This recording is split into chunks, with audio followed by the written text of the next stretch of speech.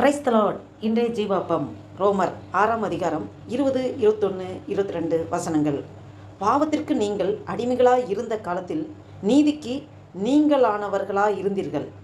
இப்பொழுது உங்களுக்கு வெட்கமாக தோன்றுகிற காரியங்களினாலே அக்காலத்தில் உங்களுக்கு என்ன பலன் கிடைத்தது? அவைகளின் முடிவு மரணமே. இப்பொழுது நீங்கள் பாவத்தினின்று விடுதலையாக்கப்பட்டு தேவனுக்கு அடிமைகளானதினால் பரிசுத்தமாக்குதல் உங்களுக்கு கிடைக்கும் பலன், முடிவோ நித்திய ஜீவன். அல்லேலூயா, ஆமென். பாருங்கள், இந்த வேத வசனத்தின் மூலம் நம் ஆண்டவர் இந்த வசனத்தின் மூலம் உணர்த்துகிறது என்னவென்றால், பாவத்திற்கு நீங்கள் அடிமைகளாக இருந்த காலத்தில் நீதிக்கு நீங்களாக இருந்தீர்கள். ஆமாம், நம்ம பாவத்துக்கும் நீதிக்கும் சம்மந்தம் எது? பாவம் செய்துக்கிட்டே நீதியோடு நடக்க முடியுமா? நீதி செய்துக்கிட்டே நீதியோடு இருந்துக்கிட்டே பாவம் செய்ய முடியுமா? முடியாது. இருளுக்கும் ஒளிக்கும் சம்பந்தம் எது? அது மாதிரி பாவத்திற்கும் நீதிக்கும் சம்பந்தம் கிடையாது. நாம் பாவத்திற்கு அடிமைகளாக இருந்தால் நீதிக்கு நீங்களானவர்களாக தான் இருப்போம்.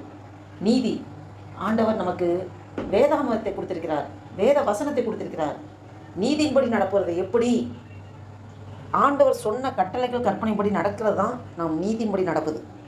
பாருங்க, இப்பொழுது உங்களுக்கு வெட்கமாக தோன்றுகிற காரியங்களாலே, இப்பொழுதுங்கிறது ஆண்டவர் இயேசு கிறிஸ்துவ இருதயத்தில் ஏற்றுக்கொண்டு அவர் நம்மளுடைய சொந்த இரட்சகராக இருக்கிறார்.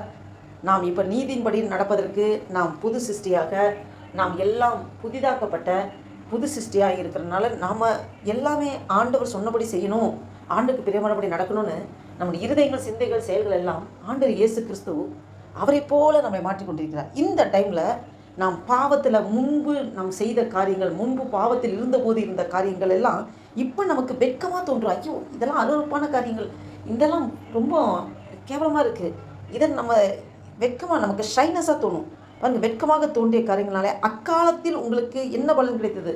இப்போ நமக்கு அது வெட்கமாக தோணுது. அக்காலத்தில் ஆண்டவரை அறியாத போது அந்த காரியங்கள்லாம் நம்ம பண்ணியிருக்கோம், அதனால் என்ன பலன் கிடைச்சது? ஒன்றும் கிடையாது. அதோட முடிவு என்னென்னா மரணமே. ஏன்னா பாவத்தின் சம்பளம் மரணம் என்று சொல்லப்பட்டிருக்கிறது. அதோட முடிவு மரணம். பாவம் செய்து செய்து செய்து செய்து பாவத்தோட எண்டு ஸ்டேஜ்னா மரணம். பாருங்க, இப்பொழுது நீங்கள் பாவத்தினின்று விடுதலையாக்கப்பட்டு தேவனுக்கு அடிமைகளானதினால் பரிசுத்தமாகுதல் உங்களுக்கு கிடைக்கும் பலன். பாருங்க, அப்பொழுது ஆண்டவரை அறியாத போது, ஆண்டவரை இருதயத்தில் ஏற்றுக்கொள்ளாத போது, நாம் பாவத்துக்கு அடிமையாக இருந்தபோது அதன் விளைவு மரணம். இப்பொழுது நாம் தேவனை ஏற்றுக்கொண்டு அவருடைய பிள்ளையாக இருக்கிறோம். நாம் பாவத்தினின்று விடுதலையாக்கப்பட்டிருக்கிறோம். அப்போ தேவனுக்கு நம்ம அடிமைகளாக இருக்கிறோம்.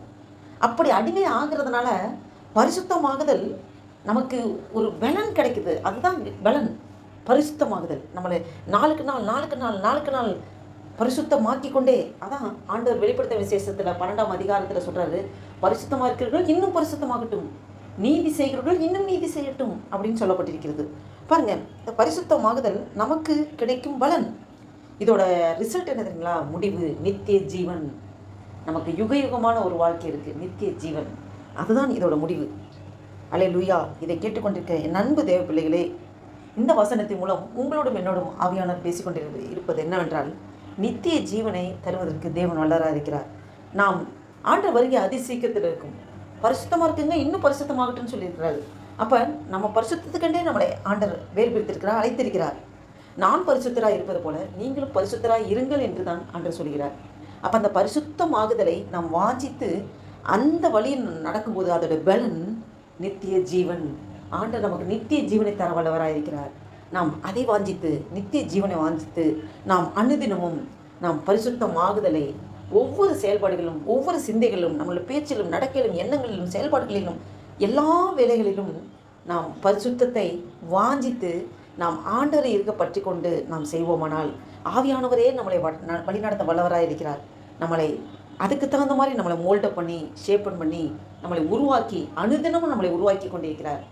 ஒரு நாள் நம்மளை உருவாக்கி அழகான ஒரு எல்லாரும் விரும்பத்தக்கும் பாத்திரமாக ஜொலிக்க பண்ணுற தேவனாக இருக்கிறார்.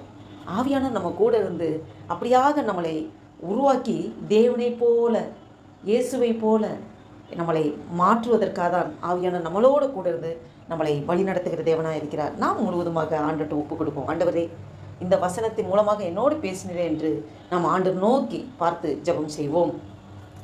அல்லேலூயா. நன்றி தகப்பனே, நன்றியோடு துதிக்கிறோம், ஸ்தோத்தரிக்கிறோம். இந்த அருமையான நாளைக்கு நன்றி செலுத்துகிறோம் ஆண்டவரே.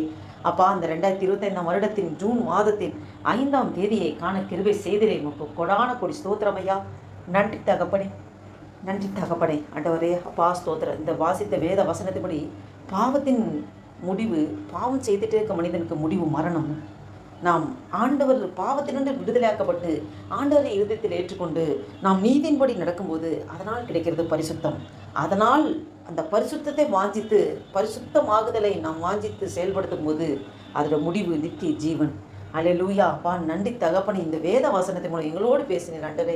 எங்களுக்கு நித்திய ஜீவனை நீர் தர வல்லவராக இருக்கிற ஆண்டவரே. அப்பா, எங்களை எப்படி நீர் உருவாக்கி வணைய வேண்டும் என்று சித்தம் வைத்திருக்கிறோம். உங்களுடைய சித்தத்தைப்படி நடத்துங்கப்பா.